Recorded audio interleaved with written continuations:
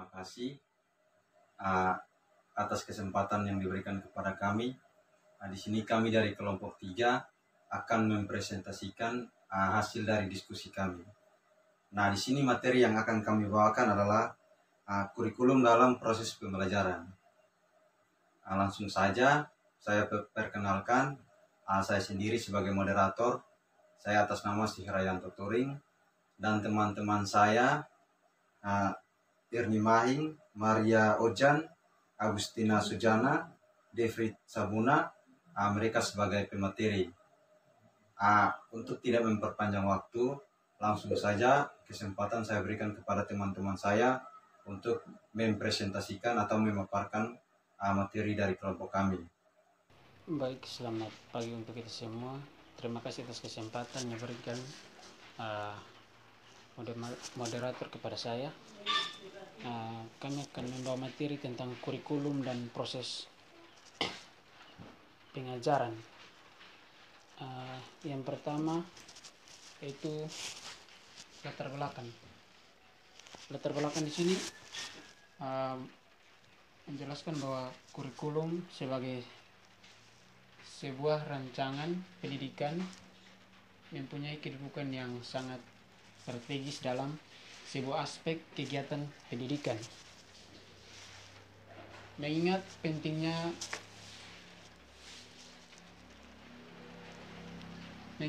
pentingnya peranan kurikulum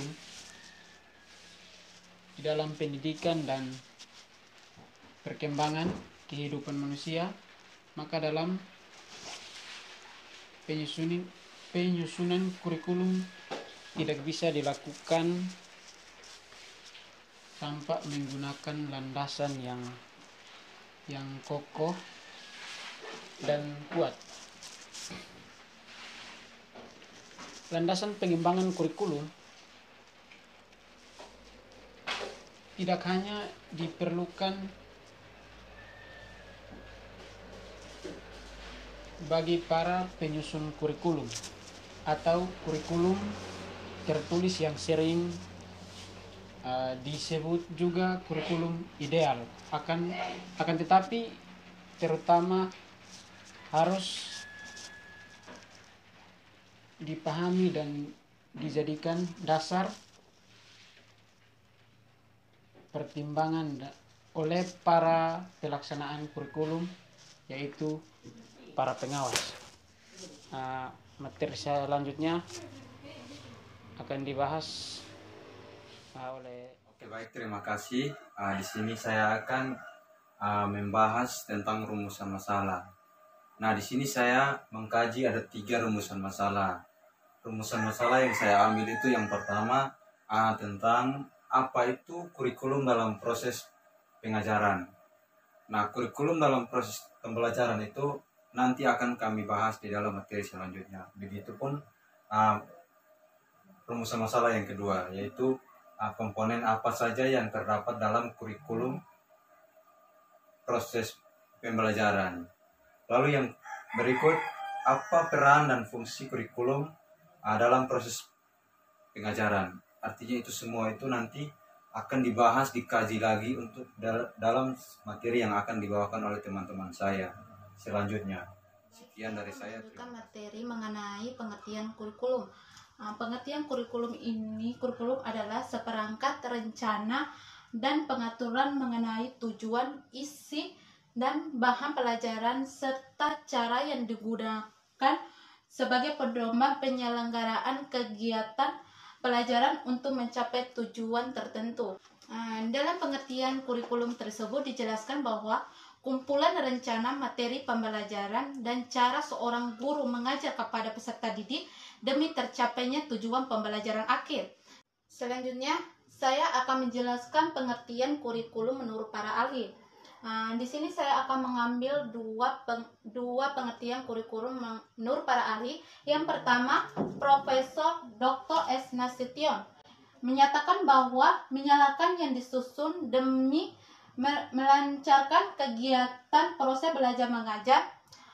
Rencana tersebut dilakukan di bawah bimbingan dan tanggung jawab lembaga pendidikan dan para pengajar di lembaga. Yang kedua, Dr. Haji Nana Sudjana. Ini menyatakan bahwa kurikulum merupakan kumpulan niat dan harapan yang tertuang bentuk dalam program pendidikan yang dimana dilaksanakan oleh guru di sekolah. Selanjutnya materi akan dibawakan oleh teman saya. Sekian dari saya. Perkenalkan, nama saya Agustina Merdeka Riatika Sujana. Saya perwakilan dari kelompok 3 sebagai pemateri keempat. Materi keempat tentang komponen kurikulum. Kurikulum memiliki 5 komponen utama, yaitu 1. Tujuan, 2. Materi, 3. Strategi pembelajaran, 4. Organisasi kurikulum, dan kelima, evaluasi. Tujuan merupakan suatu program yang dimaksud untuk mencapai tujuan pendidikan. Tujuan itulah yang dijadikan arah atau acuan segala kegiatan pendidikan yang dijalankan. Yang kedua, materi. Materi adalah segala sesuatu yang diberikan kepada anak didik dalam kegiatan belajar mengajar dalam rangka mencapai tujuan. Yang ketiga, strategi pembelajaran. Strategi pembelajaran merujuk pada pendekatan dan metode serta peralatan mengajar yang digunakan dalam pengajaran, tetapi pada hakikatnya strategi pembelajaran tidak hanya terbatas pada hal itu saja. Yang keempat, organisasi kurikulum.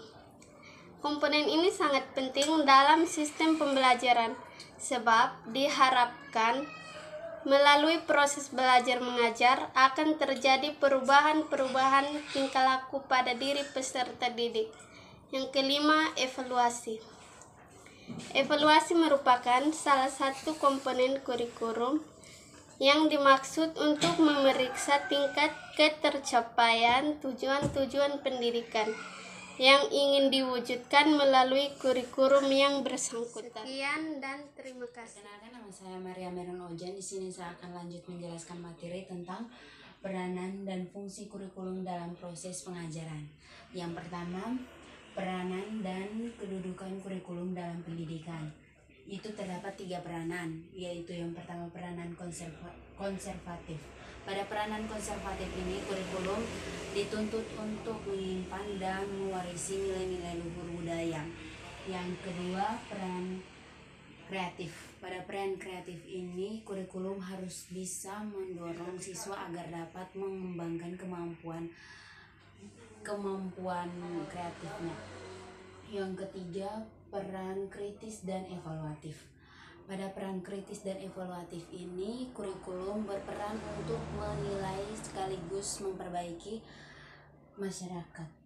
Yang kedua, fungsi kurikulum dalam pendidikan menurut Alexander Inglis. Yang pertama, fungsi penyesuaian. Fungsi penyesuaian ini menunjukkan individu dapat menyesuaikan diri secara baik, yang mana individu hidup di lingkungan yang senantiasa berubah dan dinamis. Maka dari itu, individu harus dapat menyesuaikan diri secara baik. Yang kedua, fungsi integrasi. Yang perlu teman-teman ketahui, integrasi itu sendiri adalah bagian dari masyarakat, yang mana pada fungsi integrasi ini kurikulum berfungsi untuk mendidik pribadi-pribadi masyarakat. Yang ketiga, fungsi diferensiasi. Pada fungsi diferensiasi ini, kurikulum melayani terhadap pembeda-pembeda orang, yang mana pada dasarnya diferensiasi ini dapat mendorong orang untuk berpikir kritis dan kreasi. Yang keempat, fungsi pemilihan. Dan yang kelima, fungsi diagnosa. Pada fungsi diagnosa ini, kurikulum berfungsi untuk kurikulum berfungsi untuk membantu dan mengarahkan siswa agar dapat menerima dan memahami diri sendiri. Yang pada fungsi kurikulum ini, saya lupa tulis satu lagi fungsi, yaitu fungsi persiapan. Pada fungsi persiapan ini, kurikulum berfungsi untuk mempersiapkan siswa agar dapat melanjutkan studinya lebih lanjut, yang mana siswa dapat melanjutkan studi untuk jangkauan lebih luas atau untuk terjun ke masyarakat. Sekian. Baik, jadi terima kasih atas setiap materi yang sudah dibawakan oleh teman-teman.